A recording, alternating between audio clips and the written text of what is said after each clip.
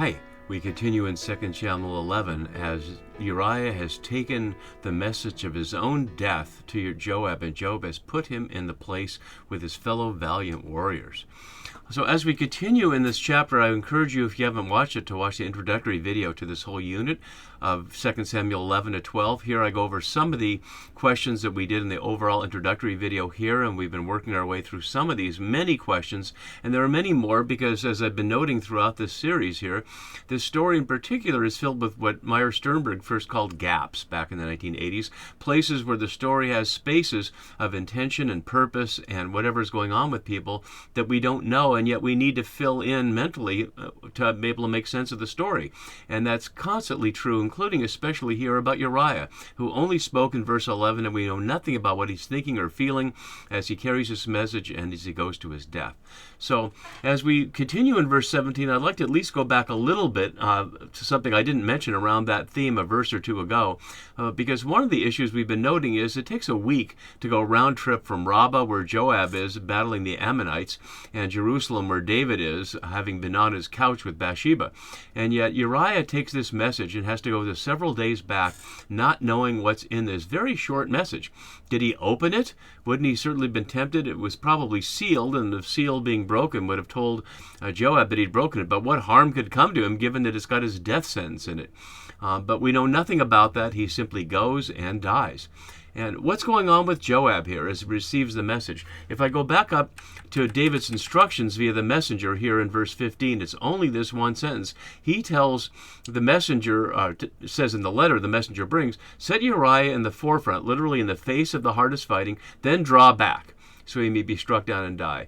But as we'll see, Joab doesn't obey those instructions and then gives other instructions to the messenger to take back to David, which takes a week to go a round trip. And so we'll see in our scene here, the time it took from David to bring the message to Uriah is several days here.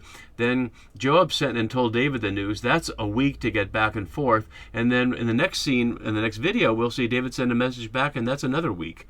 And so next time we'll have to see what the messenger thinks about carrying the message to David about the death of Uriah. We'll get to that there, because the fate of messengers in 1 Samuel bringing bad news to David, or what they thought was good news, especially about the death of Saul, which will echo into our passage today, did not work out well for the messenger. So as we've been seeing, we've been looking at this larger structure of the two chapters, and although last time, and I'll show it again today, the larger chiasm for our unit from 11:14 to 25 from Fackelman's work is a little different shape than here. I'm not worrying about those details. What's really most important is that we see that our story takes place within the frame of the war, highlighting that these two chapters are a unit. And that I've been noting throughout this unit, when we look at the key words here, you can see that the chapter ends in the middle of a sentence and chapter 12 starts on that sentence. So it really is one continuous unit. Let's look at the chiasm here that is from Fackelman, and we can see that the ABC parts are here and the CBA parts are there, and the D part is its own large chiasm in the sense of many subsections, but only with very short phrases here. Sorry for that typo. I'll correct that for radicalbible.net. And so it's really slowing us down to pay close attention to the details here, and the details make all the difference to understand the dynamics of power between David, Joab, and their victim Uriah. And where's Bathsheba in all this? She's back in Jerusalem, of course, and she will grieve the death of her husband when the message comes, and we'll see that next time. So we start here in verse 17. And one thing I've been noting here around that passing of time, I didn't bring this up for this video, but I have before, that we see this wider sense of the time issues not being clear. One of the things I'd like to do on this particular set is show here in this little chart how many words there are around fighting and war here. And I'd like to suggest that's to say that Uriah is brought back into the fighting, and Joab's hope is he'll just disappear into it. Whereas what David's suggestion was is that the spotlight would be on Uriah's death, and that can't be good strategy. And so Joab knows that David is not thinking clearly right now under the whatever pressures he's on. Joab, of course, doesn't know why David is sending Uriah, one of the 30, one of his valiant warriors, to his death, but he doesn't question it, and he's obedient. And so he's going to do what he can do to make sure that David doesn't look responsible. And that's one of the elements that Halpern has noted throughout, that here we see Joab protecting David, even though we've already seen David's explicit intention that he wants Uriah to die. And you can see that there on the left side of the screen. But Halpern suggests that this is the one that draws attention to it, so that we trust, well, this is the exception. But all the other times that David says, I don't know anything about the death of Abner or all these other people, that's a lie. And that it's just convenient for him that he isn't there at the time. And that's part of the theme we've been looking at in this chapter about exercising power at a distance via messengers. So as we come to our immediate scene in verse 17, as far as we know, this battle has been going on for quite some time. It was there at the beginning in the spring of the year, and we don't know what time of the year it is, but at least a couple of months have gone by for Bathsheba to be pregnant and for Uriah to be sent. So he's been there fighting for quite a while here, and it begins this way. The men of the city came out and fought with Joab. So we were told he was besieging the city. We saw this last time, literally watching, but it plainly is a siege of the city, and we'll see that in the question about going so close to the wall that assumes that. The phrase the men of the city is only here in 2 Samuel, but it recalls in ugly fashion a couple of other places. One is in Judges 19, and we can see that right here, when the men of the city, much like the people in Sodom, which it also echoes, pound on the door and want to bring out the traveler with his concubine, as it's translated there, and ends up raping her. And we see the exact same phrase in Genesis 19 around the exact same setting, the rejection of hospitality and the wanting to quote-unquote know the visitors, which isn't about homosexuality. It's about, why did you allow people into our city who aren't a part of us, and we'll show how we treat strangers. It also echoes into 34:20 in Genesis, and I've noted the many parallels between this story and that one, the taking of Jacob's daughter Dinah by Shechem and her sexual abuse, and the response from Jacob's sons Simeon and Levi with the violence against the men of Shechem. So the men of the city represent this great force, and yet in this case they're just the background for the purpose of David to get rid of Uriah. As king, his job, of course, is to be getting rid of Israel's enemies, in this case the Ammonites, but instead it's friendly fire. Not friendly fire, it's not Israelites firing on Uriah, but it's against an Israelite, Uriah. Although he's described as a Hittite, he's a faithful member of the community, even though he's not ethnically an Israelite. So, Joab...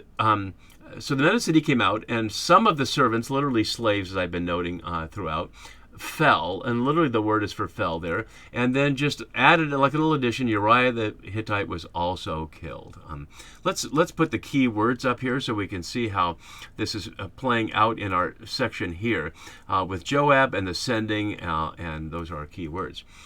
So, having had that happen, now Joab knows he needs to send a message back. As Graham Auld notes about the way the text is written here, much more narrative energy for the deceptions in verses 6 to 13 than the acts themselves, which just happens. It's just like an incident that happens. We don't know how he died or what exactly happened or if he expected to die. It's just there. So he sent all the news, or literally all the word about the fighting. And notice how that's similar to what David did in talking to Uriah when he asked about the shalom of Joab and the shalom of the people and the shalom of the war. And not surprisingly, Joab's job is to tell his boss, the king, about how the war is going. And so this is what we hear. As Sternberg notes below, Joab responds with an oral report, which, unlike the secret letter, must convey the news without alerting the messenger to the king's plot. If he'd put it in writing, of course, we'd trust that the messenger wouldn't read it. He wouldn't want to show up with a broken seal. As Halvorstall and Holmes say down below, reading from their political science perspective, the finely textured narrative that relates the story of Joab's report to David is a work of art in itself. It is yet another illustration of the dazzling political astuteness of the anonymous author of Samuel. And that's a kind of observation that I think paying close attention as we're doing here reveals, rather than just jumping right over it. So let's pay attention to that art as they note it. So he instructed the messenger, literally commanded or ordered. Instructed is weak here, as if it's just a teaching thing. This is a command. He must do this. When you have finished telling the king, notice the king here, and we've been noting that he's David throughout, but he's only was the king when the present came from the king back up here in verse 8, and he's only the king down here. If the king's anger rises and the king good news. Because to the messenger, he's certainly not on the first person basis of calling him David. So telling him all the news. As Falkeman notes here, the friction in David's position is contained in the question, is Uriah's death one of the matters of the war or not? The correspondence, which is in the Hebrew there, has this deep sense of Uriah's death being essentially a corpus alienum amongst the matters of the war, which is to say, it's not the news of the war, it's something else. and yet we'll see how Joab has the message. So we don't know what is in the content of what Joab tells the messenger about the news about the fighting. It's interesting when we get the secret message from David to Joab in the letter that we don't have access to, but presumably have access to what Joab told orally to the messenger, but we don't hear anything about it here. Nothing about what he told him until we get to here. So let's listen to what he does say. And this is where we get to the chiasm that I noted in the middle of it, and we can put that up so you can see how carefully that's framed. So then, if the king's anger rises, and the king's anger is only here, we have Yahweh's anger in Deuteronomy, and the different verb to kindle anger a number of times. As Sternberg notes, stemming from this report of a strategic military mistake, which on initial telling has nothing to do with the plan regarding Uriah, thus Joab, quote, does not miss the chance to play a harmless but stinging joke on the king. That having to do with what he tells him in verse 20 and 21 here. So that's anticipating that. So if the king's anger rises, a figure of speech that works in Hebrew as well as in English, using the word for rise, and he says to you, notice the complexity of dialogue that's going on here. Joab is telling the messenger to anticipate something that David would say to him and then what he's to say afterward. So if the king's anger rises, and if he says to you, why did you go so near the city to fight? Did you not know that they would shoot from the wall? Notice that's assuming now that the message of the instructions that we didn't get. This is assuming the king's response to something that we don't hear that Joab told the messenger, namely that they got near the city to fight, or they got close to the wall. And so, did you not know they would shoot from the wall, suggesting that David's response would be suggesting incompetence on Joab's part. The word for shoot here is throw. It's only here in 11:24. We'll see just down in 2 Samuel. But it echoes 1 Samuel 31:3 and 4, which is a key passage echoing here. Let's look at that here, and you can see the similarities between that and what we see here. Many words in connection. And why would the text want to be echoing the death of Saul? Well, perhaps because the death of Saul meant that David got his wife Ahinoam. And we'll hear that in chapter 12 when Yahweh via Nathan tells David that Yahweh allowed David to take his master's women. And so we'll see the echo of, although David is not officially responsible for the death of Saul, if you look at my videos back there from the end of 1 Samuel and the beginning of 2 Samuel, we see there are a lot of suspicions there that are covered up that close readers can pay attention to, that maybe David's more involved with the death of Saul than it appears. But this is certainly bringing that up to echo to highlight that maybe this isn't the first time that something like this has happened, and Joab's trying to tell the king, don't you remember how we've been here before? Let's look more closely at the details. So from the wall is 3 times in these couple of verses, and it's again in verse 24 and only other times around a siege. But it'll interestingly come up in 2021 in a very similar case when one of David's post-Absalom opponent, Sheba, is dispatched by a woman from the wall. So it happens yet again inside this very book. And then Joab calls upon this. And I want to put up the passage from Judges 9:50 to 54 so we can see it in parallel, and we can see how closely he's conveying this and what this message might mean. So who killed Abimelech, son of Jerubbaal? As Sternberg notes below, Abimelech's fall at the woman's hand while at the head of his army. David falls at a woman's hand precisely because he placed truant from the war.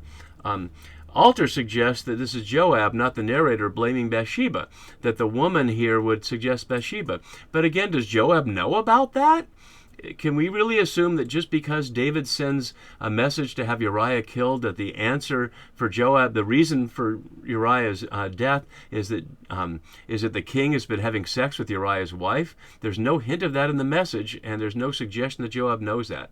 So whether scholars are leaping to draw that conclusion based on what we know or what Joab might reasonably know, you can decide for yourself. As Sarah Koenig notes below, following Falkman, notes the 6 motifs that link Abimelech and Uriah, and we'll look more at that when we look at Abimelech in the later chapters. Death, woman, wall, battle, shame, and folly. And she cites feminist scholar Mika Ball for expressing the unconscious fear of a woman that extends to David, Uriah, and Joab. But she cites Ball further for moving from Fockelman's surface structuralism, and if this is getting too technical, don't worry about it, to deep structuralism, where the direct comparison fails. Quote, there's nothing in 2 Samuel to suggest that Bathsheba deliberately killed Uriah in the same way that the woman in Judges dropped a millstone on Abimelech's head. And apart from the issue of structuralism, which may make your eyes roll or you fall asleep there, the point is, how do we compare one passage with another?